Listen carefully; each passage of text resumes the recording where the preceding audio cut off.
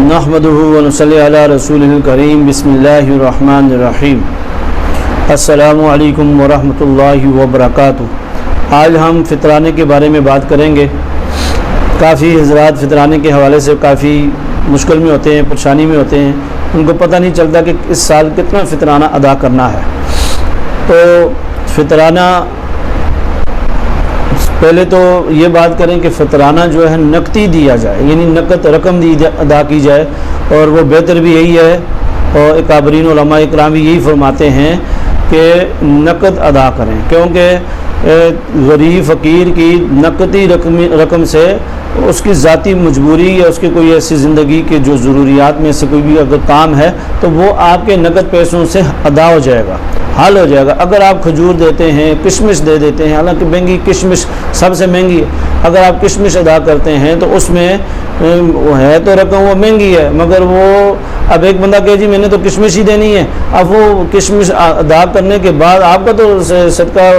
فطر ادا ہو گیا، مگر آگے جو اس کی مجبوری اور اس کی جو غربت ہے وہ اس کا معاملہ کچھ نہ ہوا، اس کا فائدہ کچھ نہ ہوا۔ بہتر یہی ہے کہ اس کو رقم ادا کی جائے تاکہ وہ اپنے ان پیسوں سے اپنے گھر کی ضروریات یا اپنے بچوں کے کپڑے وغیرہ یا گھر کے بہت سارے کام ایسے ہوتے ہیں جو غریب حضرات بیچارے پیسوں کی وجہ سے ضرورت مند ہوتے ہیں، تو اس لیے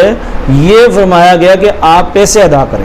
جو گندم کے حساب سے ہے وہ 100 روپے ہے، فی فرد 100 روپے ادا کرے گا۔ یہ ذہن میں رکھیے گا، فی فرد یہ نہیں کہ ایک پورے گھر میں سے 100 روپے ادا کرنے ہیں، فی فرد 100 روپے ادا کرے گا۔ یعنی اگر 5 بندے ہیں گھر میں تو گندم کے لحاظ سے 500 روپے ادا کرنے پڑیں گے، یعنی فی فرد 100۔ اگر تھوڑا سا اللہ نے دیا ہوا ہے، کوئی تھوڑا سا نارمل انسان ہے، اللہ نے تھوڑی دولت دی ہوئی ہے، تو پھر وہ جو کے حساب سے ادا کرے گا، تو وہ جو فی فرد کی جو رقم بنتی ہے وہ 400 روپے ہے، یعنی فی فرد 400 روپے ادا کرے گا۔ تو 400 روپے یعنی اگر گھر میں 5 فرد ہیں تو وہ 2000 روپے فطرانہ ادا کرے گا۔ اور آگے اگر اللہ نے کچھ اور بہتر دیا ہوا ہے، یہ دولت اور ماشاءاللہ اس میں تھوڑا سا اضافہ ہے اور اچھے درجے کا کھاتے پیتے ہوتے ہیں، کافی اللہ نے دیا ہوتا ہے، تو اگر وہ تھوڑا سا اور آگے زیادہ دینا چاہتا ہے تو وہ کھجور کے حساب سے اس کا 700 روپے بنے گا، فی فرد 700۔ یعنی اگر 5 گھر کے افراد ہیں تو 7 ضرب 5 کریں گے تو 3500 روپیہ 3500 روپیہ یعنی یہ ادا کرنا پڑے گا 5 فرد کا۔ فی فرد